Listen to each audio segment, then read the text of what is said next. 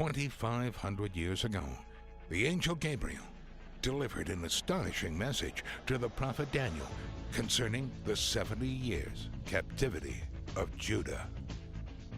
Daniel was given a cryptic code concerning 70 Shevaim, which would be fulfilled in 3 separate but interwoven layers throughout the history of the nation of Israel. That divine prophecy has been sealed up until the generation when increased revelation and scientific knowledge would allow mankind to understand its complex mathematical codes. Understanding this prophecy has been the lifelong quest of biblical historian Michael Rood. After 30 years of searching the chronological details of Yahshua's ministry, the 3 prophetic layers of Daniel's prophecy, for the first time in history, seem to be coming into clear focus. If Michael's calculations are correct, the nation of Israel is already in the 3rd prophetic layer of Daniel's prophecy, and the countdown to the thermonuclear ruin of Damascus prophesied by the prophet Isaiah has already begun. The solution to the Jonah Code, which was over 30 years in coming, has proven to be the foundational equation of this historic discovery. Join Michael Rood for nearly 10 hours of programming that will change your life and your perspective of the future. Michael will have you on the edge of your seat as he teaches the greatest story never told, the Jonah Code.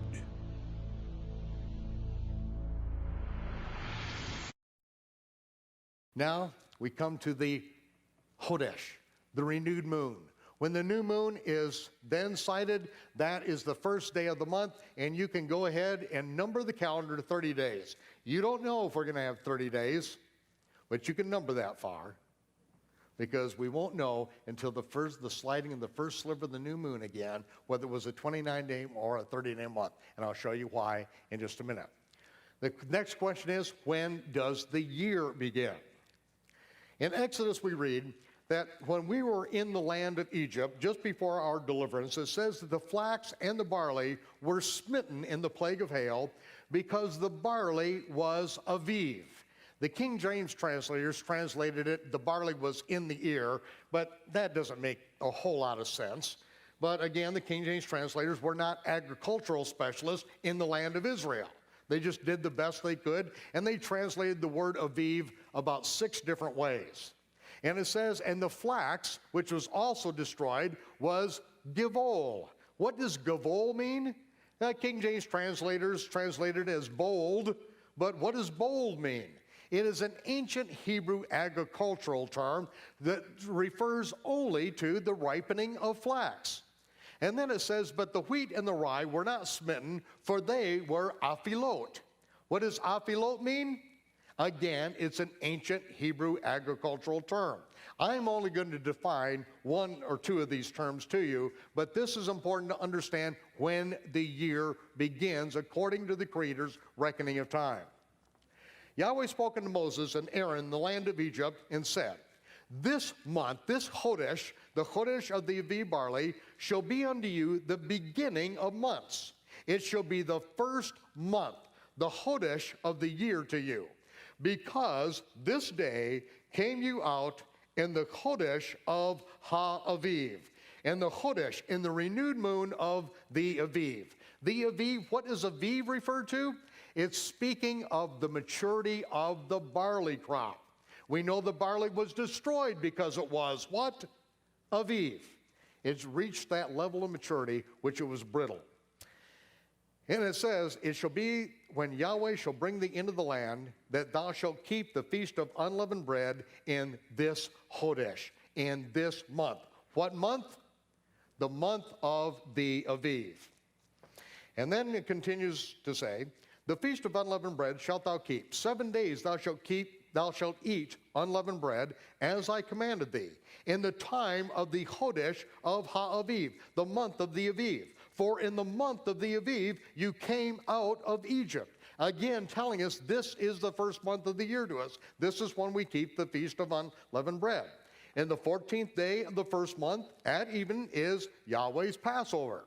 On the 15th day of the same month is the Feast of Unleavened Bread. 7 days you must eat unleavened bread. Now this is all important because we have to ask the question, why do we always keep the Passover in the month of the Aviv barley? Why is the month of the Aviv barley always the first month of the year? This is the Creator's reckoning of time. Why is it important? You shall bring a sheaf of the firstfruits, the bikurim of your harvest, unto the priest. On the day after the Sabbath, which is the Sabbath during the Feast of Unleavened Bread, the priest shall wave the sheaf before Yahweh to be accepted for you. And you shall eat neither new bread, nor parched barley corn, nor carmel or mature grain, until the same day that you bring an offering unto your God. It shall be a statute forever throughout your generations in all of your dwellings. For us to have the Feast of Unleavened Bread, we must have the barley to reach the stage of Aviv, or for it to be mature enough to where we can, during the Feast of Unleavened Bread, present the first fruits of the barley in the temple as the wave offering. If the barley is not ripe enough to do that, we cannot have the first month of the year. And so that is why every spring, at the end of the 12th month, we check the barley in the land of Israel. If the barley is ripe, if it's Aviv, then we will then call this the month of the Aviv, and we will then have the Feast of Passover and unleavened bread and do the first fruit offering that month. If the barley is not Aviv, then we cannot have the first fruit offering that month, and so we add a 13th month onto the year. Ladies and gentlemen, this is extremely important, because the most critical date in our generation transpired without anyone having any idea of when it happened and what happened on that date, because we have all forsaken the Creator's reckoning of time. One of the most significant points in history has already taken place, and no one understood it, and it went right by everyone on the planet, because neither I nor you had awakened to the Creator's restored calendar. And when I show this to you, then that will open the door for us to understand the third layer of Daniel's 70 Shavuot prophecy that has already begun. And that is where we're going in these next 2 nights. So this is just not academics, ladies and gentlemen. This is the Almighty running the universe according to His calendar and His time clock. The first thing that He did was He wakened us up in time to understand that He does run this universe according to His calendar. He makes and He breaks His covenants according to His calendar. Now, I misspoke. He makes His covenants, and He breaks Israel's covenant with death and agreement with hell, which He said He would annul with violence. And all we had to do was understand His calendar, and we could then specify and say what day it was going to happen. See, September 28th, 2000, before sundown in Jerusalem. Why did I even say a pagan date? Because most people would not recognize if I said the biblical date. That's why I had to give a date that everyone would understand in the Gentile thinking and speaking world. And when it happened, you wouldn't believe what took place. Those who wanted to ignore the Creator's reckoning of time then immediately manufactured a lie saying that I said Jesus was going to return before sundown, September 28th of 2000. Ladies and gentlemen, that is the most ridiculous thing. That's why I wrote, many years before then, the book, The Mystery of Iniquity. The subtitle, The Legal Prerequisites to the Return of the Messiah. There are some things that have to take place before Yeshua can return. He is not going to be back next week, next year, or even 5 years from now. There are things that must transpire, and until those things take place, He cannot and He will not return. Now, I know that's contrary to what I taught for over 20 years as a paid professional false prophet, as an ultra-dispensational, pre-tribulation secret rapturist, but I've had to repent. I was wrong. I was a false prophet, and now I will tell you the truth. I will prophesy something for you tonight. Thus saith the Lord, there is no pre-tribulation rapture. Now, I know for many of you that's awfully hard to hear, but that's why I wrote the book. That is my repentance, because things have to get cleared up. The book of Revelation was written to the servants of the Messiah who need to know the things that are going to be taking place. The book of Revelation was not written to the pew warmer, the innocent bystander, or the casual Christian. It was written to servants. And the servants need to be ready to deal with the hard stuff, because that is what's on the horizon. The United States is embroiled in a situation over in the East that there is no easy way out of this. In fact, there's no way out. Things are going to shake down, but in this seminar, you are going to see that the Almighty has told us what to expect, and He's told us when we see this trouble, these wars and these threats of wars, this terrorism come to pass, don't be troubled. We have a different job to do. The world is going to be shaken to its foundation. The religious systems of this world are going to find out that they're on sand, on very wet sand. And when those buildings begin to topple, then you have to be ready to do what you are called to do. So, this is a statute forever. The Creator's reckoning of time is not to be trifled with. You can play with it, you can dismiss it, you can believe the lies out there, but you have an opportunity to hear the truth, and this is where we're going to take you concerning the biblical calendar. Now, at the top of the calendar, here you see the first month, the month of the Aviv. Over on the right-hand side, we also, in our calendar, to help you coordinate it with the other calendars of the world, you will see that we also have the rabbinic date. See, all of the months were then named after we came out of Babylon. This is the month of Nisan. Apparently, we drove a lot of Japanese cars when we were coming out of Babylon. Over on the left is March, named after Mars, the god of war, and Aprilis, another pagan fertility goddess. And now I'm going to present to you the perpetual biblical Hebrew calendar and Feast of the Lord calculator as an inset here to help you understand the calendar. First of all, we see that when the first sliver of the new moon appears, until the new moon appears again, the course is 29.530587 days.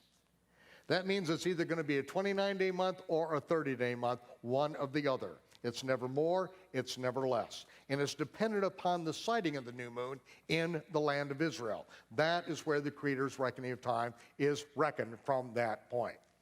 We also see that here, the beginning of the year, I put the vernal equinox usually occurs a few weeks before to a few days after the barley in the land of Israel is Aviv. Now, why did I use that terminology, the vernal equinox? Because that is a Babylonian calculation of the day in the spring in which there's equal daylight and equal darkness. Now, a lot of people like to use the vernal equinox to determine the beginning of the year, but that is not the biblical method. I would like it to be. You know why I would like it? Because then I could calculate the feast and I could make my calendar 5,000 years in advance. But that's not the way the Almighty has it. He's the one that controls the growing seasons. When He sends the sun and the rain and the clouds, He has us dependent upon Him. And so when the barley is Aviv, the barley is Aviv. The first time the new moon appears after the barley is Aviv, it's the month of the Aviv barley. Do you control it? Do I control it? No. He alone is in control of it. The modern Jewish calendar was invented in the year 359 of the Common Era by Rabbi Hillel II in Tiberias.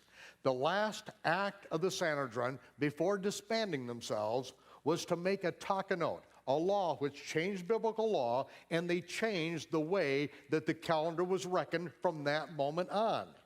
Even though it took most Jews 400 years to finally accept that calendar, that is the calendar that everyone knows about in the Jewish world today.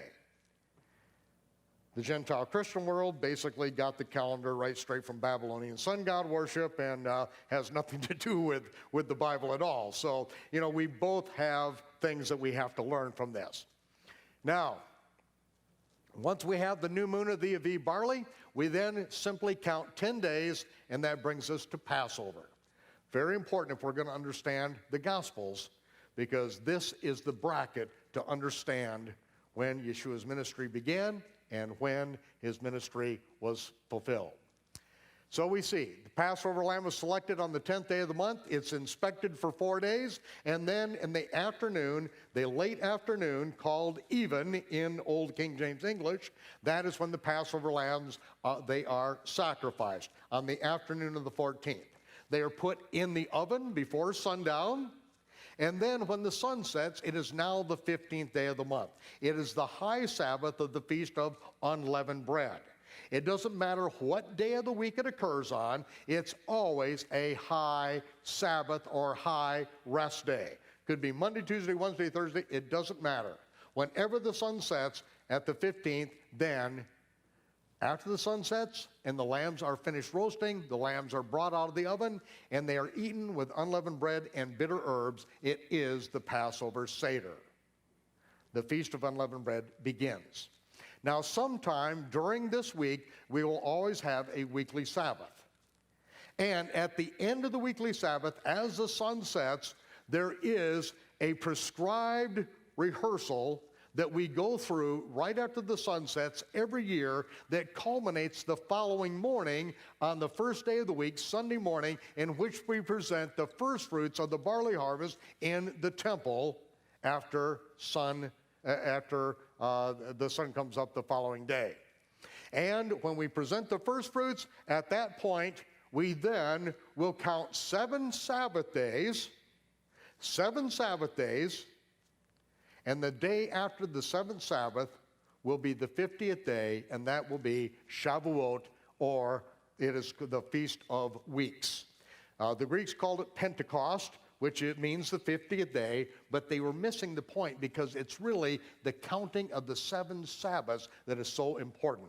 And you'll see that in just a minute. So once we have the calendar blocked out, we are then going to add another line here on our calendar that is available to all of you. And this calendar, then this line here, you see that the line begins right in the middle of the block period. This line begins at midnight. This is the pagan or Babylonian calendar that you are all so familiar with.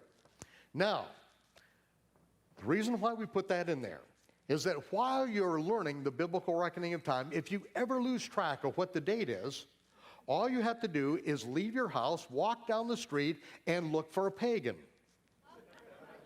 When you find a pagan, ask them what the date is, then come back home, look at your calendar, look right above the pagan date, and there is the biblical date. It's like we have thought of everything on this calendar for you, okay? And if you have any questions, you can always call our office because our phone number is on the bottom of every single page of our calendar. So there's no need to go through any questions on that. So once you have the head of the year, then you know when Passover is going to be. When you know when the Feast of Unleavened Bread begins, and you know when it ends, then you're going to see all the details concerning the feast. Now, this is very important. It says, you shall count unto you from the day after the weekly Sabbath during the Feast of Unleavened Bread, from the very day that you brought the wave offering, 7 complete Sabbaths. You count 7 complete Sabbaths. So, right here, from the day after the Feast of Unleavened Bread, from the day after the Sabbath, here is the Sabbath during the Feast of Unleavened Bread, the very next day is the day of first fruits. From that day, we count 7 Sabbath days. And when we count 7 Sabbath days, the day after the 7th Sabbath, you shall number 50 days. And we offer a new meal offering unto Yahweh. And so from this day, we count 7 Sabbaths. and we come to the 49th day, or the 7th Sabbath. The following day is Shavuot. That is the Creator's reckoning of time, that every year he told us to do this. And every year as we do it, we are asking ourselves the question, why in the world are we doing this? We know that these are all prophetic shadow pictures of good things to come. We know that this is not one of the things that Yeshua fulfilled. He, in fact, ascended 10 days before this in the middle of nowhere. And so we always ask ourselves this question. And it says, we shall bring 2 wave loaves baked with leaven. They are the bikurim of the wheat harvest, the first fruits unto Yahweh. And that's what we do at Shavuot. Now, the counting of the 7 Sabbaths until Shavuot is a microcosm of the counting of the Jubilee. Now listen to this. When we came out of Egypt, we were told that when we enter the land of Israel, in other words, we have something to do yet. We have to enter the land. And when we enter the land, we are to count 7 years, and the 7th year is a Sabbath year. That year the land is to rest. We are not to plant, we are not to harvest, the land is to rest completely. Then we are to count 7 Sabbath years. That'll be the 49th year, and then the year after that is the Jubilee year, in which all the land goes back to the original owners.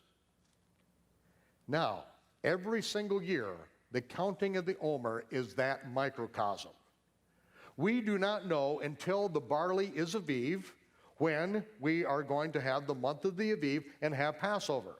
Until we see the new moon appear and the barley is Aviv, we can't count and even find out when Passover is going to be for that year. But once we find out when it's going to be, and we find the weekly Sabbath during the Feast of Unleavened Bread, then the day after we count 7 Sabbaths. 7 sevens. And the day after will be Shavuot. It is a microcosm of the counting of the Jubilee years. Now, this is very important because this is what is going to take us into an understanding of where we are in history right now, because one of these countings has transpired, and we're going to see it. So there you have the basis of the astronomically corrected and agriculturally corrected biblical Hebrew calendar, and this is why you must understand this reckoning of time, because this is how the next years are going to play out for you. And so now we are going to step into the 3 days and the 3 nights.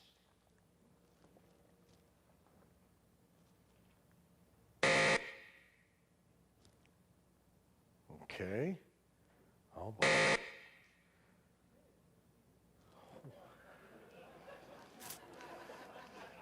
It's not supposed to be happening here.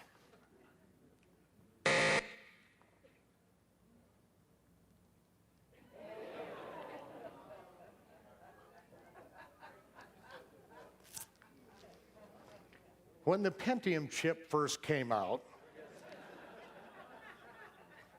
computer experts and mathematicians found that there was an error in the math coprocessor. After so many billions of computations, that the math coprocessor broke down, that the math did not work. And what would happen is this would show up on your screen. Now, sometimes when this happens with your computer, there's nothing you can do. I've had it testified to me many people who have thrown their computer away once this blue screen came up, and it never ever came back because there's an error in the math. It would not process anything correctly. You'd say, wait, I don't process billions of calculations. Oh, yes, you do. If you are manipulating a picture, if you're doing a vector-based program, if you're doing video, anything like that, you are computing just billions and billions of bits of information, and if there's an error in the math, then it won't process it correctly. There is only one sign that Yeshua said of his authenticity, one sign of his authority, and that is the Jonah code. He said that the sign of Jonah, that as Jonah was 3 days and 3 nights in the heart of the earth, in the whale's belly, so shall the Son of Man be 3 days and 3 nights in the heart of the earth, in the grave. And there is no way that this one sign, in which we are told that Yeshua died on Good Friday and got up on Easter Sunday, no way that 3 days and 2 nights equals 3 days and 3 nights with a resurrection on the third day. There is a fatal error. And I submit to you that the one sign of Yeshua's authenticity is also the one sign that we have been given another Jesus, a false Jesus. One that some people say, what difference does it make that we can't count to 3? You know, many nights we have a lot of pastors come out to these, and you know, I'm really your pastor's best friend, you know, because you know the embarrassment of when the second graders come up after the Easter Sunday morning message and say, but pastor, you can't get 3 days and 3 nights between Good Friday and Easter Sunday. And, you know, as we're feverishly shaking hands, trying to get everyone out the door, back home to eat their ham dinner as fast as possible, we know the embarrassment because we know we don't have an answer to it. And I've heard some pastors say, you know, it doesn't make any difference. Yeshua said it dozens of times, it doesn't make any difference. Well, you know, that person is absolutely true. It doesn't make any difference. If having a nice house, a good job, a car, having good schools for your children to go to, and college, a retirement home for yourself, and then when it's all over, a 6-foot hole in the ground, if that's the goal, it doesn't matter. But if truth matters, if Yeshua's words matter, then these things matter. The one sign, we only got one, can we get it right? So to understand these things, we are going to take you into Yeshua's ministry, and this is where the excitement begins. Now, first of all, John 2 details the Messiah's first Passover after his ministry begins. You remember that he comes up to Jerusalem and he finds the money changers up on the Temple Mount, those who are buying and selling temple sacrifice animals, the doves, the goats, and the lambs, all of which were legal to be done down below off the Temple Mount. But the Pharisees, the Sanhedrin, had given them permission to bring their wares up onto the Temple Mount. Yeshua got there just before the Feast of Passover, and he made a whip of cords, and he drove the animals off the Temple Mount, took the money changers' boxes and overthrew them, broke open the cages for the doves, and said, "Get these animals out of here. Do not make my Father's house a house of merchandise." He tore it up. And when he did this, immediately it says that then answered the Jews, "What sign do you show us, seeing that you do these things? We gave them the authority. We gave them permission to be up here. Who are you? What authority do you do this?" Now, there's something interesting here that you need to understand when you read the Gospel of John. Then answered the Jews. The Gospel of John, every time there is something negative that's being said, it says the Jews did this, the Jews did that, the Jews did something else. And, you know, all you have to do is step back for a minute and read the rest of it and say, well, the people that are believing are Jews, the people who are getting healed are Jews, the disciples are Jews, Yeshua's a Jew. How come it's using Jews all in a negative context? It sounds very anti-Jewish when everybody's Jewish. Well, it's the first chapter of John that defines the very terms. Every time the term the Jews is used, it is always referring to the Pharisee religious leaders. Every single time. And so now just plug that information in so you see now we're talking about the Sanhedrin up on the Temple Mount. The Pharisee religious leaders who had given these people the authority to buy and sell up on the Temple Mount, I assert for the very same reason that you don't bring your own popcorn into The movie theater. Because once you have a captive audience, it's always going to cost you more, and there's always a kickback involved. That's where the popcorn costs you a lot. If you buy them down in the marketplace where it's free trade, then, and bring up your animals up to the Temple Mount for the sacrifice, then you get a better bargain. But they had worked it out, and the Pharisees gave them permission, and so they said to him, "What sign do you show us, seeing that you do these things?" Yeshua said, "Destroy this temple, and in 3 days I'll raise it up." Now, they didn't know that he was speaking of his body, but that's exactly what he's saying. You destroy this temple, and in 3 days I'll raise it up. And exactly a year later, they did exactly that. They destroyed his body, and in 3 days he raised it up. This is the first time that he prophesied this. Now we continue. And Matthew says, "Then certain of the scribes and Pharisees said, 'Master, we would see a sign from thee.' Yeshua said unto them, 'An evil and adulterous generation seeks after a sign, but there shall be no sign given unto it, but the sign of the prophet Jonah.'" So there is actually one sign, right? He said no sign but, and so we do have a sign, and what is it? It is a sign of the prophet Jonah. Now, he's not real happy with these people, an evil and adulterous generation. The word generation is offspring. Remember in another place it said, "You are of your father, the devil." Speaking of offspring. You're the offspring of an evil and adulterers.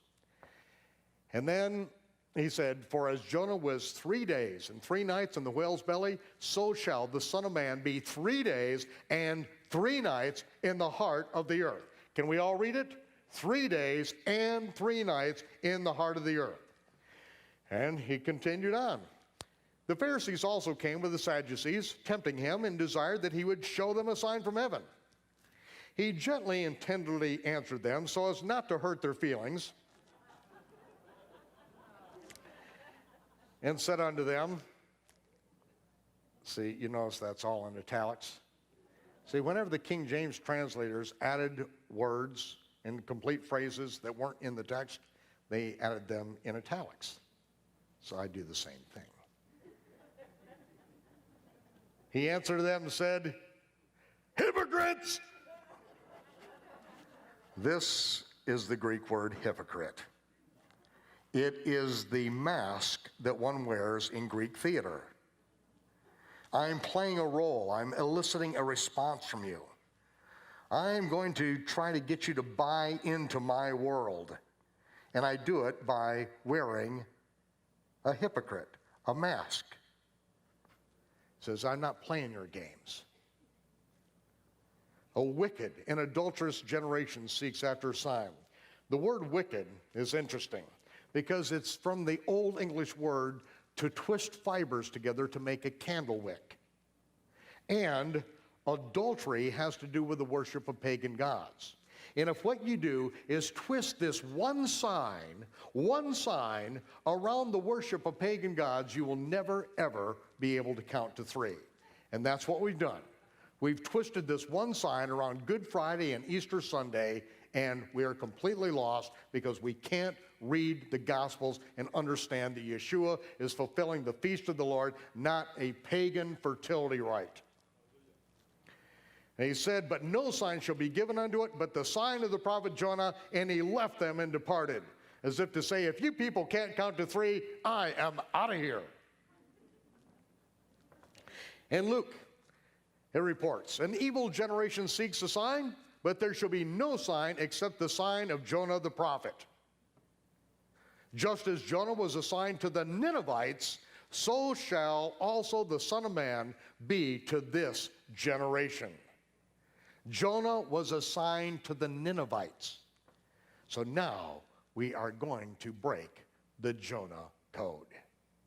In order to do that, we have to go back to the scriptures to find out what was going on in Jonah's life. Because it tells us that Jeroboam, this is the great-great-grandson of the Jeroboam that separated Israel from Judah. Remember, Jeroboam separated the 10 northern tribes from Rehoboam? Jeroboam then forbid any of the Israelites in the north to go down and celebrate the feast at Jerusalem. He then set up a golden calf at Bethel and at Dan. He then made a feast in the 8th month, like the Feast of Tabernacles, but it wasn't the Feast of Tabernacles. And we see that generations later, Jeroboam, his great-great-grandson, restored the coast of Israel from the entering of Hamath unto the sea of the plain, according to the word of Yahweh, God of Israel, which he spake by the hand of his servant Jonah the prophet. Now we see what takes place. Jonah was a prophet. Now, a prophet's job is not to foretell the future, okay? A prophet's job is to call people back to the Torah, back to the commandments. The Torah is described as the fence around God's people. If you're inside the fence, you're within the safety of God's instructions. You're not going to get hurt.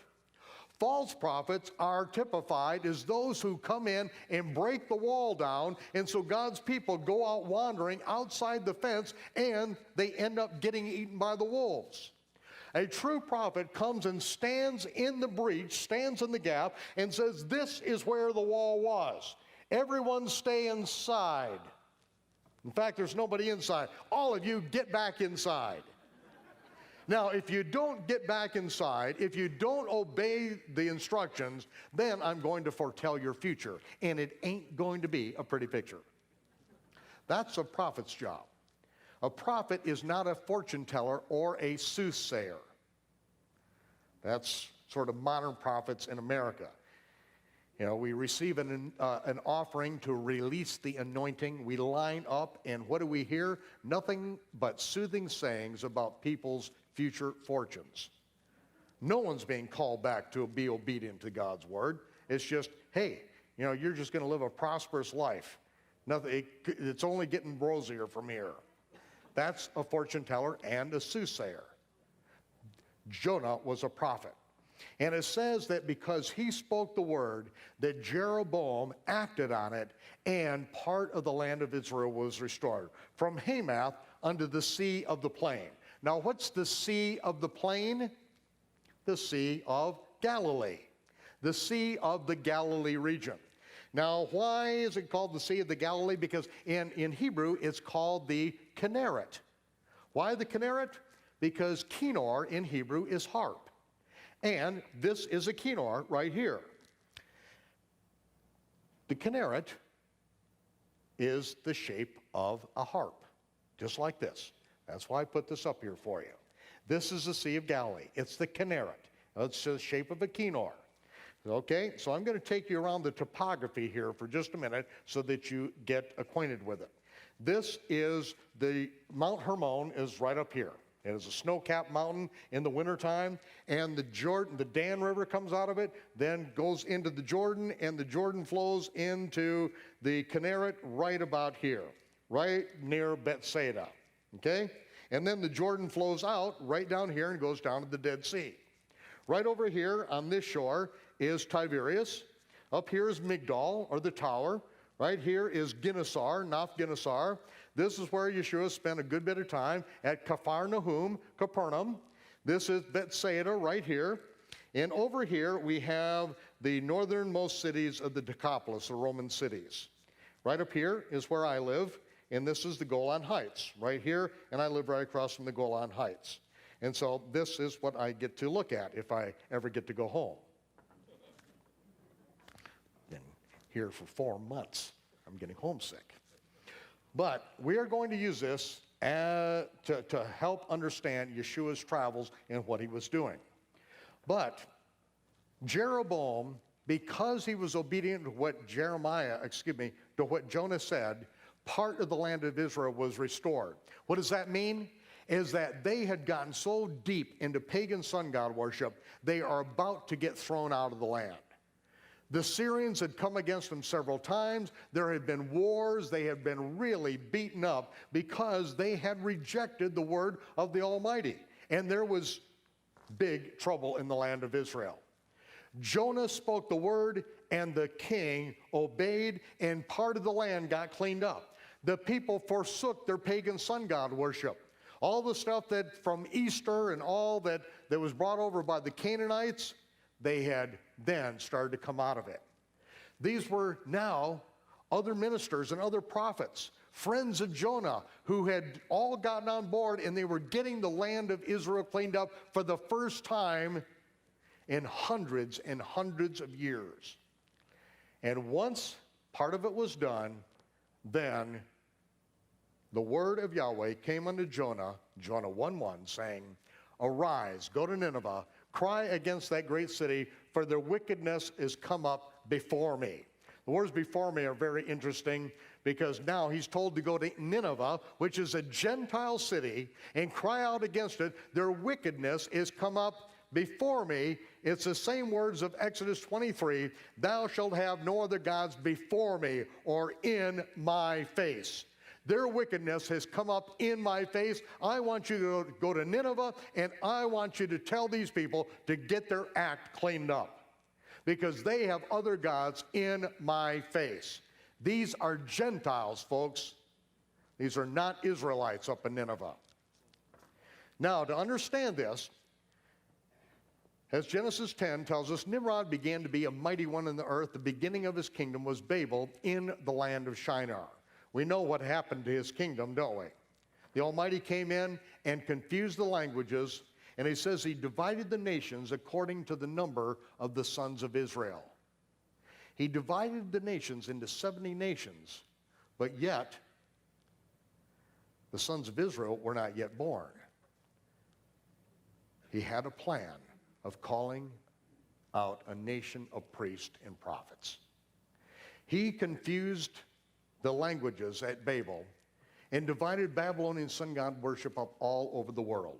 The names of the gods were changed. The religious system stayed the same, but these divergent people began to war with each other and could not get together their one world government again. Oh, until recently. This is in Strasbourg, Alsace-Lorraine. This is the Parliament of the European Union. This is the Parliament building right there. It looks like at first that it might not be quite finished yet, but no, this building is finished. This is built to be a replica of a painting that was done back in the early 1900s of the ancient Tower of Babel. This is saying to the world, we are rebuilding Nimrod's Babylon. We are bringing the world together in Babylon once again. That is what this is saying. See, when the Almighty confused the languages, he did choose a people out to be his priest to the entire world. And now Jonah is told to go to Nineveh. Now we're going to find out what happened. After the confusion of the languages, it says in Genesis 10, Asher, the second son of Shem, went forth from the land of Shinar after the confusion of the languages, and he built Nineveh. The word Nineveh means the house of Ninus, the house of Nimrod. In fact, the three cities that he built, one of them to this day is still called Nimrod. And when it talks about the house of Ninus or the house of Nimrod, he is talking about all the gods of Babylon that were worshipped there. Asher, who was a son of Shem, Noah's son Shem. From Shem came Abraham and the believers' line. But Shem's second son, Asher, he built the house of Nimrod in Assyria. And this is what he built. First of all, this you'll notice right here, this is an Assyrian priest. Notice the beard. This will let you know that it is Assyrian. The makeup, the beard, and this is Dagon, the Assyrian or Assyrian fish god. Dag in Hebrew means fish. The Philistines also worshiped Dagon, did they not? Okay? Remember, they brought the Ark of the Covenant into the temple of Dagon. In the morning, they found Dagon was fallen over, and the only thing left was his fishy part standing up. Well, this is the priest of Dagon right here. Here you see the fish head, right? The mitered hat with the fish eye, here are the gills, and here are the scales and fins in his cape. At least it's a kosher fish. Okay? But this is from Assyria. Dagon was worshipped on Good Friday. That's the high day of the worship of Dagon. Notice he's, apparently it's a prosperity gospel. Notice he's wearing a Rolex. Looks like a Rolex. Here is a crypt in the Pope's Museum. Again, it's Assyrian. Notice the beard, the nomenclature of the beard. But these are the priests right here. Notice the fish hat, the fish head, the eye, the fins and scales going all the way down in the cape, and the beard. Again, the close-up of this, the Assyrian beard. Again, these are priests of Dagon.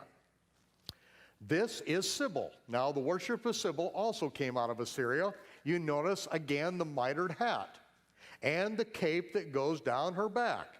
Again, the symbols of Dagon worship. Here you see the spikes coming out of her head. These are like the spikes you see on the Statue of Liberty. Those of you who don't know, the Statue of Liberty is the exact replica of the statue of Ishtar, which is in the Pope's Museum that was taken out of Babylon. Okay? Now, you can thank the French for bringing that over here to us. You notice that in her hands is the symbol for the American Medical Association. Right? See it? The priests of Sybil were called fathers. The priestesses were called sisters. Okay? Now here is another priest of Dagon. You'll notice, oh, look at the sign that he's making with his hand. Notice that? Where did we see that before? Jupiter. Jupiter. Notice the fish hat. Notice the cape and the equidistant cross. Winter solstice, summer solstice, vernal and autumnal equinox. Okay? There it is. So right here, this is in this religious system, the priests are called fathers, and the priestesses or nuns are called sisters. It's basically the same thing. It is taken right straight from Assyrian Dagon worship. Here you see, oh, look at the cross. This is the cross of Tammuz, later called the cross of Mithra by Constantine and his followers. And again, the mitered hat. And then here we have one of the priests of Dagon. I don't know who this is, but and again, see this equidistant cross right here? Again, the same sun image here. So that's what happens if you worship Dagon. It's a sad thing there. Here you see, this is St. Nicholas. Nicholas, Nike means conqueror. Remember what Yeshua hates in the book of Revelation? The doctrines and deeds of the Nicolaitans. Nico, conqueror. Laity, the people. The conqueror of the people. Notice the fish hat. Notice the green cape going down. And look he's got a cross in his hand right from Tammuz worship. Many of you are probably more familiar with the Phrygian cap here, which is more popular here in America, but it's the same Saint Nico, okay, conqueror. And of course, we have, it goes right back to Tammuz and Mithra with his Phrygian cap there. He's got the whole world. Oh, excuse me, I just lost my mind for a moment. Yeah, so Mithra is shown with the world in his hands. That is that's a symbol. He's got the whole world in his hands. And so it's important to understand that some of the things that we have inherited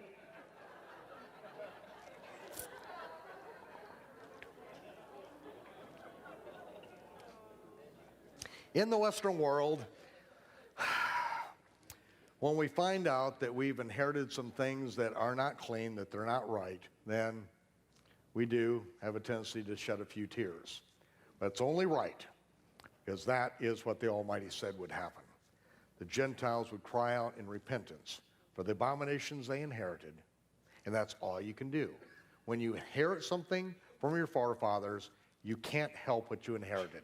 Your father couldn't help what he inherited, but we can repent when we find out that The Almighty said, do not learn the way of the heathen. Do not learn how they worship and serve their gods and do the same thing and say you're doing it to me, because it's an abomination. It's utterly detestable, repulsive, putrid, and vile. He does not change. He is the same yesterday, today, and forever. And this is the world that Jonah was sent to speak out against. Now, this is an altar of Easter, or Astarte. This is where the priest of Easter would impregnate virgins on the altar of Easter on Easter Sunday sunrise service, and then a year later sacrifice those 3-month-old babies and dye the eggs in the blood of those sacrificed babies. Here you can see right on the side, notice what they're doing. They are now offering a pig as part of the whole worship cult of Easter. Okay, I guess we don't need to make a whole lot of comment about that version of Easter, or Dinah of the Ephesians. She comes in many varieties. Here's Easter on a stick in downtown Rome. Here's an Israelite Easter, a Canaanite Easter from the land of Israel, and another. Here he's holding 2 different versions of Easter. Downtown Jerusalem, you can buy these, $6,000 for the pair. These are antiquities. These are over 3,000 years old. See, in the Western world, when we say Easter, we think of one thing. But in the Eastern world, when you say Easter, this is what everyone over there thinks of immediately. They know who Easter is. There's no question. And when you say Happy Easter, this is what they think of. So it's important that we understand, if we are going to communicate the gospel to people around the world, we have to understand the language that we're speaking and how it affects people in a part of the world that grew up with Easter and with Nimrod and with Dagon and with all these things that we think are part of following Yeshua, but they're nothing but Babylonian sun god worship, and the entire Eastern world knows it. That's the embarrassing thing. It's really hard to provide a clean witness to those who live in that part of the world when Christians bring over all this stuff and are completely ignorant that this is where it all came from. So it's just time to lay some of these old fossilized traditions down, let them die a natural death. Whether it's on the roadside or otherwise. Now, the word of Yahweh came into Jonah saying, arise, go to Nineveh. Cry against that great, and I added the word Gentile to drive it home to you. He is not being sent to Judah. He's not being sent to Israel. He is being sent to a nation, an entire country of Gentiles. Because the Almighty divided up these nations, and he said, I am going to make a nation of priests. You get the land that I give you cleaned up, and once you get that cleaned up, you are going to go out and you are going to bring the rest of the world to me. You are to go out and preach the gospel of the kingdom to the entire world. You are to go out and repair the world. This is what our commission was. We had the Great Commission at Sinai. We got tangled up in pagan sun god worship, and we became fruitless. We broke the commandments. We made our own rules and regulations up. We made our own religious systems up. And finally, the Messiah came to set us straight. Well, you go out and cry out against that great Gentile city, for their wickedness has come up in my face. But Jonah rose up and fled unto Tarshish from the presence of Yahweh. This is where everything goes black. Jonah went down to Joppa and he hired passage on a cargo vessel. When he got on board, he went down below deck and he went to sleep. Why did he go to sleep? Because he was so depressed. He had great victory in the land of Israel. There was revival going on in the land of Israel. Part of the land of Israel was getting cleaned up. It looked like good things were happening. And then the word of the Almighty said, now I want you to go to the Gentiles. Just as I told you before, you come into the land, you get it cleaned up, you get rid of every last vestige of pagan sun god worship the Canaanites brought here, and then you're going to go to the world. You're going to be my priest. You're going to be my spokesman to the entire world. Now, Jonah, I've got a job for you. I want you to be the first one, and I want you to go to Nineveh and tell the Gentiles that what they're doing is an abomination to me, and bring those people back to me. These people are sons of Shem. I want you to go to these Gentiles and let them know. And Jonah said, I would rather go into exile than to do that. He refused to do what he was commissioned to do as an Israelite and as a prophet. He got down that ship and he fell asleep because he was so morbidly depressed. A storm came up that was trashing the ship. The mariners were fearing for their lives. They were crying out to their God to save them. All their gods, any god they could think of. They began to throw the tackling and the cargo over from the ship. And the captain said, where is this passenger? He went down below deck, and Jonah is sound asleep. Not because he is so peaceful, it's because he is so morbidly depressed, he can't lift his head up. And the captain went down and said, what is going on? Get up and cry out to your God. Don't you realize we are about to die? And Jonah said, what you are experiencing is because of me. The captain said, what? Who are you? Who are you? He said, I am a prophet of the creator of the heavens and the earth. And I'm disobedient. He has told me to do something, and I refuse to do it. And the only thing that you can do to stop this storm is to kill me. Because this storm is because of me. It's not because of you, it's because of me. Now, the only way to stop it is to take me up on deck and to throw me over, kill me. And the captain said, no, I'm not going to kill you. He went up and he began to cry out, and the people began to cry out to the God of Jonah now. And finally he said, do not lay this man's blood upon our hands. We have nothing to do with this. He is in rebellion against you. He is the one that told us to kill him. And the storm raged even more fierce. And finally, they brought Jonah up, and they said, do not put his guilt upon us. And they threw him overboard, and immediately the storm ceased. And it says that all the mariners and the captain then cried out to the God of Jonah and made vows to the true God. Their lives were changed by his witness. It's like, man, all he has to do is open his mouth, and it changes people.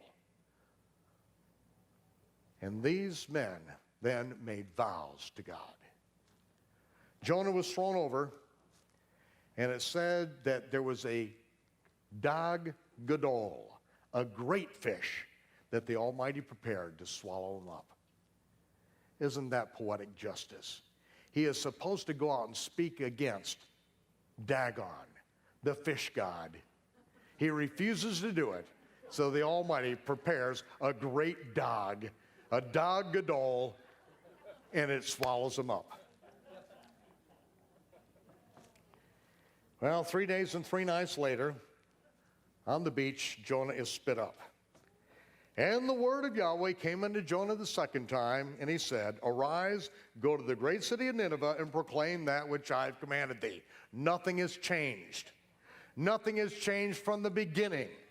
All you have to do is read the Torah all the way through. Start at Exodus. Just read the whole book of Exodus through, and you'll see over and over and over that we are to have nothing to do with the pagan gods. We are to get cleaned up ourselves and then to go out and clean up the world. He said, if you want to have a party, okay, I can understand that. I created you as party animals, but I'm telling you how we're going to party. 3 times a year, you do it the way I say to, and don't learn the way of the heathen. If you do, I'm going to throw you out of the land. Your inheritance is going to be stripped from you, and you are going to be sorry and scattered all over the earth. You want to know why Israel got scattered all over the earth? It's because of the same sins that's going on in American Christianity today. That's why we got thrown out of the land. And don't think that judgment is not going to come and rattle the house of the Lord. Judgment begins at the house of the Lord. And he will get the attention of his people no matter what he has to do. And so, Jonah then went to Nineveh. This city was so big, it says it took 3 days to journey through it. He had gone 1 day's journey, and the people began to cry out in repentance. I assert to you, the Christian ministry in America is living the sin of Jonah, refusing to do the job and to call an abomination an abomination. Afraid to step out and to tell the Gentile world the Almighty does have a standard of how he wants to be loved. See, the first 4 commandments are how we love God with all our heart, soul, mind, and strength. The last 6 commandments of the first 10 are how we love our neighbor as ourselves. On these 2 commandments, loving God and loving your neighbor as yourself, all the Torah and the prophets hang on those 2 commandments. But where do you read those 2 commandments? In the first 10. The first 4, how to love God. Last 6, how to love your neighbor as yourself. That is the picture of our obedience and what he has asked of us. See, I don't really see America as Babylon. I see America as Nineveh. You know that it was a little over 200 years ago that it was illegal in America to have a Christmas tree? That if you had your church doors, if you unlocked your church doors on Christmas Day, you would be thrown in jail. Because the founding fathers and the early pilgrims knew that it was all Babylonian sun god worship. And it was illegal. But what was illegal then, now has just become mainstay and no one even questions it. So here we are, the Jonah Code. The Jonah Code, and we're going to continue on with the birth of Yohanan and Yeshua. John the Baptist, I believe you call him in this part of the country, Yohanan ben Zachariah HaKohen. He was a priest of Israel. He was a son of Zachariah and Elisheva. And we are not going to be able to go to great detail on this, but this is to show you the detail in which we have pursued this, in which we have done spreadsheets detailing every single incident in the Gospels and coordinating them between the different Gospels. Here you see up on your screen, Matthew, Mark, Luke, and John, and you see the details of different things that transpire in the Gospel record and where it's located, and every one of these are synchronized. Now for me, to solve some of the chronological problems has taken well over 30 years to do so, because there are some chronological problems in the Gospels. Most of them are in the English language, and when you step back into the ancient languages, then you find the answer to them. And so it has been, part of this journey has been to go back into the original biblical reckoning of time, to restore the ancient biblical calendar so the Gospels can be understood. And right at the very beginning, we see that Luke is the one that leads off with the birth of Yohanan ben Zachariah, the son of Zechariah and Elisheva. And it starts off right from the very beginning and says that Zechariah was a priest of the sons of Aaron, and he served according to the order of Aviah. And when we are given that, we are actually given a mathematical code, a mathematical equation that allows us to pinpoint exactly when Zechariah is serving in the temple and when the announcement is made. And we see that both Zechariah and Elisheva were both of the family of Aaron. And when we're given the detail on this, then the next thing we have to do is establish the biblical reckoning of time to find out exactly when Zechariah was serving in the temple. Now, we're not going to take the time to go through all the details. I'm just going to go by this very quickly and show you that if we are going to understand when the course of Aviah is going to serve, then we have to find the parameters for the Aviv barley for that particular year. We have to find the illumination of the moon at 5 minutes after sunset and find out when the new moon of the Aviv barley is, and then we are going to find the first Sabbath after that for the first course, and now we are in play to understand exactly when Zechariah is in the temple. Zechariah's course began on the seventh day, which is the first Sabbath of the third month. It is the 49th day of the counting of the Omer, and that is exactly when the course of Aviah begins its service, and for Zechariah to be serving in the temple, for the lot to fall upon him to burn incense on the altar of incense at the time a multitude was outside of the temple at the time of the burning of incense, brings us down to one point in time, which is the high day of Shavuot.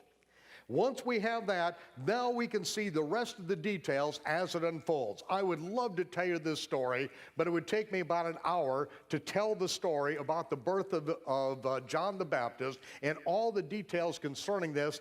And tonight, at this point, we don't have the time to do so. But I am laying this out to show you that these details, nothing has gotten between the cracks. That when we show you the dates here, I can show you by the astronomical details that on May 27th, the 4 BC, that the first sliver of the new moon appeared, 3% illuminated, and it was 18 degrees above the horizon, 5 minutes after sunset from Jerusalem. Now, that is accurate down to 1/10,000% of illumination. And so once we have the ancient calendar in place, we can discover things that have eluded us in the gospel record for hundreds and hundreds of years. But remember, we were waiting for the time that knowledge would increase. And men are now running to and fro at speeds measured in nanoseconds. So we see exactly when the announcement was made that Zechariah and Elisheva were going to have a son, and that is made by the angel Gabriel. I just have to point out this, that was really an incredible moment in time, because the honor, the duty of burning incense on the altar of incense only happened once in the lifetime of a priest. Once he fulfilled that, it was no longer available to him. And so now, Zechariah, an old man, finally the lot falls on him to burn incense on the altar of incense. He's an old man, his wife Elisheva, well stricken in years. It says, but yet she was barren. They didn't have any children. And it was such a strange thing, because the scriptures say that if you are obedient to keep the commandments in the Torah, then you will be fruitful. You will not be barren. And so for these two, which it was said that in all the commandments and ordinances of the Lord, they were absolutely blameless, yet to not have any children, it looked like something was wrong. To their friends and family, it looked like there must be some kind of hidden sin. And so now, near the end of Zechariah's life, near the end of his priesthood service, finally the lot falls on him, and he goes into the holy place as a Cohen to burn incense on the altar of incense at the time the multitude is out praying. It is the time of Shavuot. And then the angel Gabriel appears standing on the right-hand side of the altar of incense. And as soon as Zechariah sees the angel, whatever happens to him, the angel has to respond, Zechariah, don't be afraid. I'm not going to hurt you. It's okay. Apparently, this was a rather awesome being that was standing on the right-hand side of the altar of incense. And the angel said, your prayer's been heard, and you are going to have a son. Now, I believe that Zechariah quit praying about having a son many years before, because how did he answer the angel?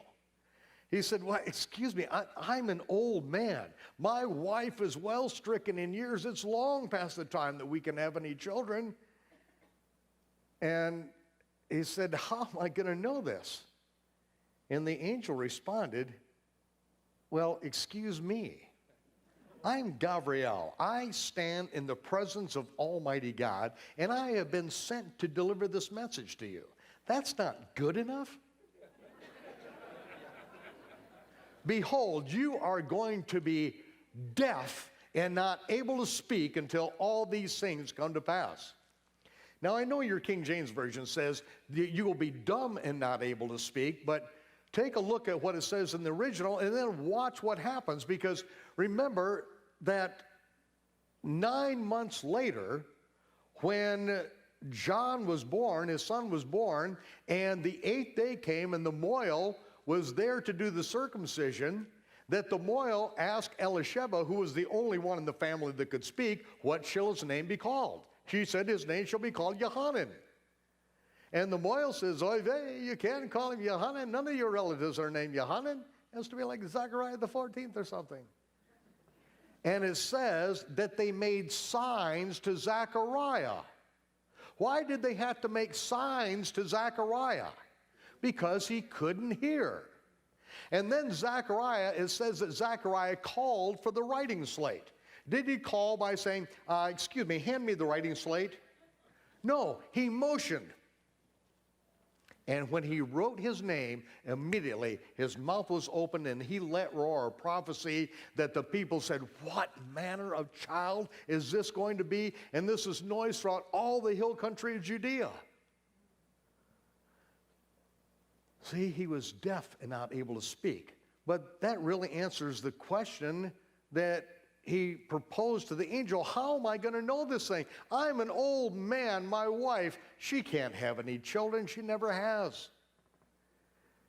And he said, you are going to be deaf and dumb till all these things are accomplished. Bam! At that moment, he was struck deaf and dumb. The last words he heard for the next 9 months were the words of the angel. The last words he spoke were the words questioning the angel. Do you think that that helped his faith? Yeah, he couldn't hear his wife, Elisheba. Zechariah, get away from me, you dirty old man. No, for the next 9 months, he couldn't hear, he couldn't speak until all these things were fulfilled. So, this is the day that it was announced. Then Zechariah returned home, the conception of Yohanan ben Zechariah, shortly after that. And then it says in the 6th month of Elisheba's pregnancy, that's when the angel Gabriel came to Miriam in Nazareth and announced that she would bear the light of the world. It was the end of the Feast of Hanukkah, the Feast of Dedication, the Feast of Lights, that the announcement came that she would bear the light of the world. And it says in those days, Miriam visits Elisheba. She immediately left as fast as she could. Why did she go immediately to see Elisheba? Because the angel said, you are going to bear the Son of God. And Miriam said, how am I going to know this? I know not a man. And the angel said, behold, you're going to be deaf and not able to speak till all these. No. He said, this will be a sign to you, that your cousin, your relative, Elisheba, who is called barren by everybody in your family, has conceived, and it's her 6th month. Nobody knew about it. She had hidden herself away, told nobody for 5 months. Now the 6th month, the angel tells Miriam, and Miriam knows now that her cousin is pregnant. She is over a week's journey away. The news hasn't gotten up there. And so immediately, Miriam then leaves to go visit her cousin. And as soon as she gets to the home of Zechariah and Elisheba, and she then cries out for Elisheba, Elisheba then hears her voice and then says, as soon as I heard your voice, the babe leaped in my womb. What is this to me, that the mother of my Lord should come unto me? And it is true that the words that the angel has spoken to you will be fulfilled. Do you think that that helped Mary's believing? Her faith was increased incredibly when the words that came out of her cousin's mouth confirmed everything that the angel had told her. No one else even knew that Elisheva was pregnant. Well, after spending about 3 months with her, at the time that John the Baptist is born, it is Passover. The very time that we had set a place at the Passover table for Elijah, the prophet who came in the spirit and power of Elijah, was born at that very time. And then we go around 6 months around the year. But we stop off because not only do we have the biblical record of the things that are transpiring, but we also have astronomical observations.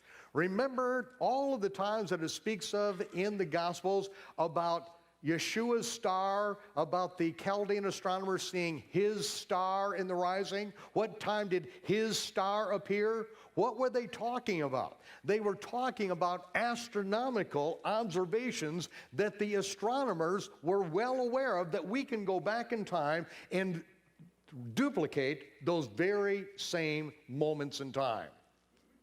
And that is why we can find out exactly when these different astronomical observations took place in the 5th month, and then the great sign in the heavens spoken of in Revelation 12:1, which happened on the Day of Trumpets, and this was the major astronomical observation. Remember, the Day of Trumpets, the first day of the 7th month, that is the day of the blowing of trumpets, when we are to remember the Torah that was given to us at Mount Sinai, when the Almighty shouted down his commandments. Well, every year, the Day of Trumpets occurs on a day and hour that no man knows, because it is the only feast, the only high Sabbath that occurs on the first day of the month. And how do we know when the first day of the month is? When the first sliver of the new moon appears after sundown. We don't know if we're going to see it, but we're going to watch for it. And when it appears, that moment is a high Sabbath, the Day of Trumpets, the day of the awakening trumpet.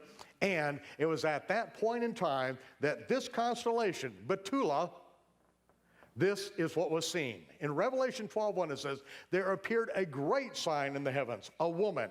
And who is the woman in the heavens? Betula, the virgin. And it says that she was clothed with the sun, the moon under her feet, and upon her head a crown of 12 stars. When the first sliver of the new moon appeared that night, announcing the Day of Trumpets, the crown above her head of 12 stars is Ariel, the lion of the tribe of Judah. Not Leo, but Ariel, the lion of the tribe of Judah. Between the feet of this constellation is a star called Hamalek in Hebrew, which means the king. In Latin, it's called Regulus, regal, the king. Remember, it was Jacob that prophesied over his son Judah that the scepter, the rulership, will not depart from between the feet of Judah until the Messiah comes. That star between the feet of that constellation is called the king. And at that moment, when the first sliver of the new moon appeared beneath the feet of Betula, announcing the Day of Trumpets, that is when the planet Jupiter, which in Hebrew is Hatzedek, came into conjunction with Hamalek. That is when the announcement of the birth of the righteous king, the lion of the tribe of Judah, was made in the heavens, announcing the soon birth of the Messiah. This is what the Chaldean astronomers had been searching the heavens for 500 years, since the time of Daniel, knowing that there will be a great sign in the heavens that will announce his birth, and they will then bring a treasure that had been put in their hands across the land and deliver it into the hands of the Messiah. The whole detail of this is in the, I believe, the second edition of our Rood Awakening series, that you'll want to see all that. But we see that right after that great sign in the heavens, just about immediately after that, Joseph and Miriam leave for Sukkot in those days. They leave for the Feast of Sukkot. Now, why are they leaving for the Feast of Sukkot? Because everyone goes up to the feast. And the prophet Micah has said the Messiah would be born in Bethlehem. So even though they are living in Nazareth, they are Netzers who are living in Nazareth, yet the hometown is Bethlehem. They know the Messiah is going to be born there, but it's also another very significant date. This is the year in 3 BC, which is the 25th year of the reign of Caesar Augustus. According to the Roman records, that year, everyone in the empire was required to register their support for naming Caesar Augustus the father of the Roman Empire. Now, it's amazing what in Rome has not been destroyed, because I was able to get a photograph of this at a construction site. This is a statue of Imperial Caesar Divine Augustus, the father of our country. This is what is still standing in Rome today. That is what was put up as a result of that enrollment, in which everyone in the empire had to register their support for naming him the father of the Roman Empire in the 25th year of his reign, which was in 3 before the Common Era. Now you're going to see the rest of the detail as it all falls in place, because even though she was about to be delivered here, when the great sign of the heavens happened, Yeshua was born at the Feast of Tabernacles, when the Word is made flesh and tabernacled among us. We could go into great detail on that, but we don't have the time right now. And then we see 8 days later, he was circumcised on the last great day, another high Sabbath, and then we see that from his birth until his dedication, 40 days later, in which he is brought into the temple, and the prophet Shimon and Hannah both prophesied over him at that particular point. The different astronomical observations that are detailed, we can go around the year and see exactly when they take place during this particular year. And then we come around to a year after Yeshua's birth, another astronomical observation 2 days before his second year begins. And this is about the time that the Chaldean astronomers would have left Babylon for Jerusalem, and then arriving in the 9th month. And how we can detail that is because it says that when they came out from giving their testimony to Herod, they saw his star in the rising.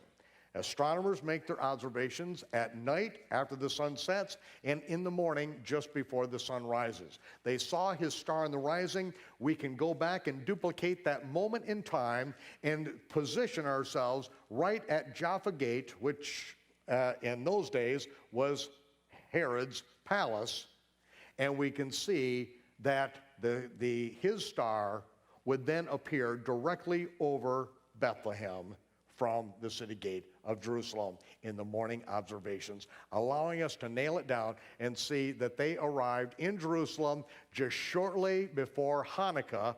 And then we have another astronomical observation, which is extremely important, because just a few weeks later, we have a lunar eclipse in which Herod executed 2 rabbis by burning them alive, and Herod died within just a couple of months of this execution. So we are able to find the year that Yeshua was born. We're going to find when his ministry begins, and we're going to find the exact day in which his crucifixion takes place, and the day and the hour of his resurrection. All of this can be now known, which has only been guesswork up until this point in time. So now we are ready to go into the 70-week ministry of Yeshua. Are you ready for the ride of your life? Okay. So as we see the details in here, I've just put some red arrows for here to show you that the Gospel of John says nothing about these first few events right here. And then the rest of the Gospels are silent, while John then takes over and then teaches us some things. Now, first of all, it's important to understand that Matthew, Mark, and Luke all record the baptism of Yeshua and his temptation in the wilderness. My first question is, was Matthew there at his baptism? Matthew is going to be at a toll booth collecting toll taxes for another 4 months. Were Matthew, Mark, or Luke there during his temptation in the wilderness? No. But they got their information and wrote down from the first-hand witness, who was Yeshua. So what we're going to show is the beginning of Yeshua's ministry exactly when he was baptized. Now, what we're going to show is that much of what we learn in the Gospels concerning the dates of things is by reverse engineering. What I mean by that is that many times we are told where Yeshua shows up at the feast at Jerusalem. Now, I can determine exactly what day the feast begins on. These days can be known down to a 10 millionth of a day.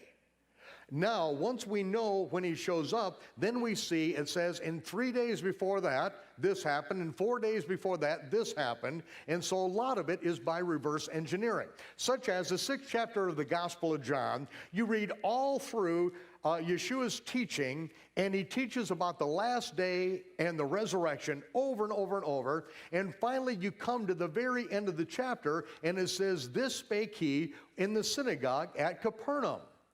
Oh, great. Thanks for telling me at the end where he was. Now, what I have to do is go all the way back to the beginning and put myself in the synagogue there and understand, put myself in the context. Because I can go over there and sit in the synagogue and read this, and I can get the full context of these things. So many times we are given the details at the end of a long series. Sometimes you go for 2 chapters and then find out where Yeshua was and what he was teaching.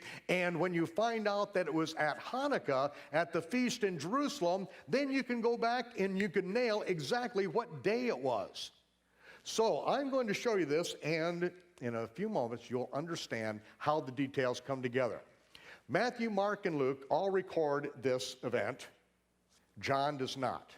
Watch what happens here. Yeshua is baptized. He is mikvahed in the Jordan by John. And it happens this year on 16 February, and it's 27 of the Common Era. That was day 1, week 1. Now, as soon as Yeshua came up out of the water, it says that the Spirit of God, in the form of a dove, came and rested upon him and stayed on him. And it says that when he came out of the water, he immediately was driven by the Spirit into the wilderness, where he fasted for how many days? 40 days. And at the end of 40 days, he afterward was hungered. Meta, afterward he hungered, and that is when Hasatan came to him and tempted him. After he overcame the temptation, the angels ministered to him, which I would imagine was giving him food and water, since he had been without for over 40 days at that point. And then we see what transpires next on this.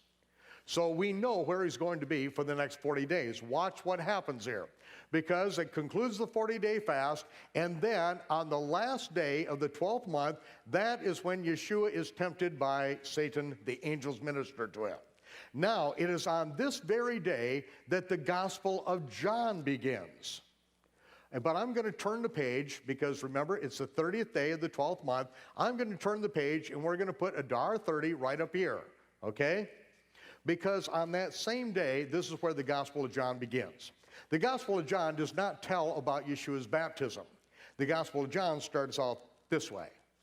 There were Levites and Kohanim, priests, who came from Jerusalem. They were sent by the Pharisees to John to ask him, "Are you the Messiah?" And he said, "I am not." And then he said, they said, "Are you the prophet?" The prophet, what prophet are we talking about? The prophet of whom Moses spoke that we must obey. And he said, "I am not." See, at the time, we didn't know if the Messiah and the prophet were one and the same, or if they might be 2 different individuals. We didn't know. The Pharisees were covering their bases. They sent the Levites and Kohanim down to ask John, "Are you the prophet? Are you the Messiah?" He said, "I am not. I'm the voice of one crying in the wilderness to prepare the way of the Lord." And then John gave this testimony to the Kohanim and the Levites sent by the Pharisees. He said that the one that sent me to baptize, the same said unto me, upon whom I see the Holy Spirit descend in the form of a dove and remain on him, he is the one that will baptize with the Holy Spirit and with fire. I'm not even worthy to unloose his sandals. And then he said, I saw such a one come unto me, and I didn't know who he was. But when he went down into the water, and he came up out of the water, I saw the Holy Spirit in the form of a dove descend from heaven as the heavens departed, and the Holy Spirit remained on him. And then I heard a voice from heaven saying, this is my beloved Son, in whom I am well pleased. And I bear record. I heard it. I saw it. The next day, John was standing with two of his disciples, Andrew and another unnamed disciple, which turns out was John. He never named himself. And he saw Yeshua coming out of the wilderness after he had been out there now for 41 days. And he said, behold the Lamb of God, which takes away the sin of the world. And immediately Andrew and John joined themselves to him and say, Master, Rabbi, where do you dwell? And he said, come and see. And it says they first went and found Kepha, Shimon Kepha, Simon Peter, Andrew's brother, because they were all disciples of John. They were all there in the area, so they found Peter, and they all went and spent the night with Yeshua because the day was far spent. And then in the morning, they got up early and they traveled north to the Kinneret, where Philip had been fishing all night. Philip was from Bethsaida, from the same village that Peter and John and Andrew are from. And so they joined themselves to Philip and then went up to Bethsaida. They got in the boat and went up to Bethsaida. Now, here's something that's important to understand. That the Gospel of John doesn't tell us about the baptism. The Gospel of John tells us John, as he gives his record of the baptism to the Levites and Kohanim. He is doing it on this very day that Yeshua is being tempted. Now, the following day, after he gave his testimony, that's what the Gospel of John says, the day following, John was staying there with two of his disciples as Yeshua came out of the wilderness, and he came out of the wilderness on Aviv 1, the beginning of the acceptable year of the Lord. The year begins when the first of the new moon appears, the barley is Aviv, and Yeshua walks out of the wilderness, and John the Baptist, who is the priest, he is the high priest ordained by the Almighty, not Annas, not Caiaphas. They were ordained by Rome. But Johanan, he was ordained by the Almighty. He was the forerunner, and he said, behold the Lamb of God, which takes away the sin of the world. It was Aviv 1. Yeshua stepped out of the wilderness across the Jordan River, and that begins the acceptable year of the Lord. Now it begins to make sense. Now I know all of us have seen television. We've seen the movies. Yeshua is walking along and John says, oh, behold the Lamb of God which takes away the sin of the world. Then he gets baptized. No. If you read one gospel record, you can come up with some really loony ideas. You have to read all of the records and read them carefully and find out actually what's being reported and get Hollywood out of your mind. Now, what happens at that point? Behold the Lamb of God, which takes away the sin of the world. And as I mentioned, Peter, John, and Andrew join up and spend the night with him. The day is far spent. And then the following morning, they meet up with Philip. They get in the boat with him. The only option is to go around the swampy side of the Kinneret, which, you know, they wouldn't do it. They just get in the boat with him. He'd been fishing all night. Then they join up with him, and they go back to Bethsaida. And when they get there, then Philip found who? Nathanael. And then they told Nathanael, we found the Messiah. He's from Nazareth. And he said, wait just a minute. You know, have you ever read the scriptures? Nothing good comes out of Nazareth. And he said, come on, come and see. Well, we won't detail exactly what happened with Nathanael at that point, except Yeshua tells him something that can only be known by divine revelation. And Nathanael says, you are the Messiah. He said, because I said that, you haven't seen anything yet. And then it says that after 3 days, or the third day, that is when they were in Cana of Galilee, for a wedding. Now, what's happening at this wedding is that Yeshua's mother, Miriam, obviously has some kind of responsibility there, because when they come to the wedding, then she told Yeshua they have run out of wine. And the King James is a little difficult here, because it says, "Woman, what have I to do with thee?" That's really not right at all. It's more like, "Ma'am." It's not woman. It's not a derogatory term. It's, "Ma'am, what concern is this of yours and mine? My hour's not yet come. My time is not yet come." What is it talking about?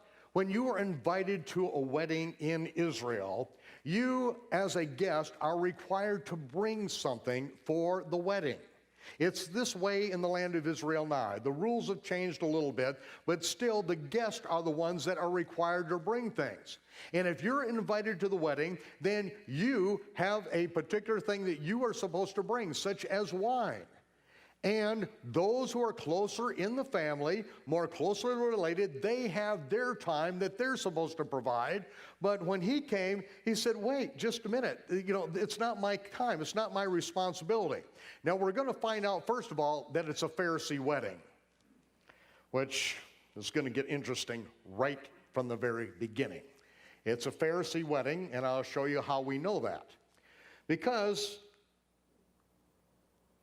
his mother finally turns to the servants and says, "Whatever he tells you to do, do it, and don't question anything, okay? Just do it." Because he said, "Okay, I'll provide wine, but I'm going to do it my way." And it says that there were 6 stone water pots there for the purifying of the Jews. For the purifying of the Jews. What does the term Jews mean in the Gospel of John? The Pharisee religious leaders. That's right, you can search the Torah from beginning to end, and you will never find one single word about stone water pots for purification. This is a pure rabbinic manufactured concept. And the only place you're going to find it is in the Talmud. And the Talmud tells us exactly how these stone water pots are to be used. First of all, these stone water pots are used for purifying water which has been contaminated, and it is not ritually clean. They put water in, contaminated water that's not ritually pure, and they fill it all the way to the top, to the very brim. And then they take ropes and they lower this stone water pot down into a mikvah, which is a pool of running water. And just as soon as the water of the mikvah, the baptism pool, you would think, kisses the water which is at the top of this jug, as soon as it touches it, kisses it, the rabbinic term, then it is immediately brought up, and now it is made clean, ritually pure. Now, according to the Talmud, what makes water ritually impure is if it has the slightest taste of wine. Yeshua sees these 6 water pots of stone. He says, fill them up, all the way to the brim. See, he knows what he's talking about. He knows what the rule is. Fill them all the way up to the brim. Now, take a ladle of this and take it over to the governor of the feast, who is no doubt a Pharisee, and give him some to drink. And as soon as he tasted it, he said, "This is the best wine I've ever had." If he knew where that water had come from, where that wine had come from, he would have gone right through the ceiling. Because Yeshua has just defiled the very essence of what these stone water pots are all about. The very first miracle he does is goes right in the face of rabbinic tradition against rules and regulations that the Pharisees had made up of their own accord. And remember, what is the basic foundational commandment of the Torah? Thou shalt not add one commandment to the words that I command you. You shall not diminish one commandment. No one is allowed to add. No one is allowed to subtract. Now they have made up a whole series of rules and regulations about pure water and impure water in these stone vessels and how they are to be used, and Yeshua throws it all right in their face, showing them that they have no authority whatsoever. This is nonsense. Now, it doesn't tell us what happened, but I personally believe that, the word finally gets out where the water came from. And I think that there's a little bit of a scuffle going on. We're going to see this because this is not an isolated incident. It's Yeshua's first miracle, but yet, see, in the Western world, when we read this, we just read right on past it. We don't understand that Yeshua is deliberately violating every man-made rule and regulation that the religious system of his day and time had come up with. We're going to see it as it develops. So this is when this takes place, and what happens after the wedding feast? The next day it says they went over to Capharnaum. They were right here in Cana. It takes nearly a day to get there, and they go down there and they stay for not many days. Why not many days? Because they're going down there for the Sabbath. It's a seaside resort. They're going to rest, and then early the first day of the week, then they are going to leave for Jerusalem. Now, how do we know they're going to leave then, early the first day of the week? Because this year, the Passover is going to begin at sundown on Thursday evening. And so they have got to get from the Galilee up to Jerusalem. And so they can make it by the 12th if they really are on a dead run, but most likely they get there on the 13th. And when they get in on the 13th, remember, the 13th at sunset, that's when the gates of the Temple Mount close. That's why Yeshua gets up there on the 13th before the gates close, and he gets rid of the leaven off the Temple Mount. He drives the money changers. He gets the sin off the Temple Mount before the sun sets, because the temple has got to be cleansed before sunset on the 13th. And so that's how we know when Yeshua is there to get the leaven out of the temple at that point in time. So he drives the money changers and all the animals off the Temple Mount and begins to set things straight right at that point, because at sunset, that is when the Passover is then, we begin the preparation for the Passover. The Passover lamb is actually going to be killed on the afternoon of the 14th, which is going to be on a Friday afternoon of this particular year. This is Yeshua's first year of his ministry. Now, we're going to go back in time just a little bit to what it says in Luke chapter 3, verse 23. Yeshua began being about 30 years of age, and this is referring to the time of his baptism. Now, this is important because I'm going to teach you some chronology here, and what we are going to do is that we are going to find fatal errors in chronology. Yeshua began being about 30 years of age. How do you begin being about anything? 30 years. The word began is commenced. And, in fact, some of the translations commenced his ministry, and that's accurate. He commenced his ministry being about 30 years of age. That sounds quite general, doesn't it? So here I put a timeline here with 30 years of age right here. And if the word about is the word peri in Greek, which is perimeter, around, or about, then he could be 28, he could be 32. It all depends on how big you want to draw the circle. I've seen people say that he's anywhere from 23 to 37. If he's just about 30 years of age, how big do you want to draw the circle? It all depends on what kind of chronology you're trying to promote. But the word about is not the word peri. Yeshua began, Hosea, 30 years of age. The word Hosea means nearing or before a point. What is the point? 30 years of age. He is nearing, but before the point of 30 years of age. This is a mathematical Greek construction that you can't get out of. If it said that he was about 29, then you would know that he is nearing but not yet reached his 29th year. However, in this case, the mathematical construction is having not yet reached 30 years of age. He began about having not yet reached 30 years of age. So now we have Yeshua's timeline from when he was born. This is his first year.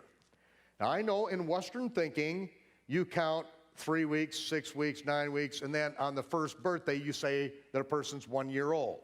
That's not biblical or Eastern reckoning at all. When you are born, it's your first year. Okay? Now, having not yet reached his 30th year brings us down to this end. Right here would be the beginning of his 30th year. But remember, this is before Passover. It's a half year before Yeshua's birthday, right? Yeshua was born in the fall of the year. This is when John, his cousin, was born. And so he was about, having not yet reached 30 years of age, he was literally in the midst of his 29th year when his mikvah took place. Now watch how this plays out. Here is the timeline, 20 before the Common Era, all the way to 36 of the Common Era. And I'm just showing you here that every single block is mathematically described. There's no way for me to fudge the figures if every block that I put up here is mathematically described. From 20 before the Common Era to 36, and there's nothing missing here. You'll notice there is no year zero. Now, it says in Luke 3:1, Yochanan ben Zechariah, John the Baptist, began baptizing in the Jordan in the 15th year of the reign of Tiberius Caesar. So we have a couple of opportunities here. One is Caesar Augustus adopted Tiberius as his son.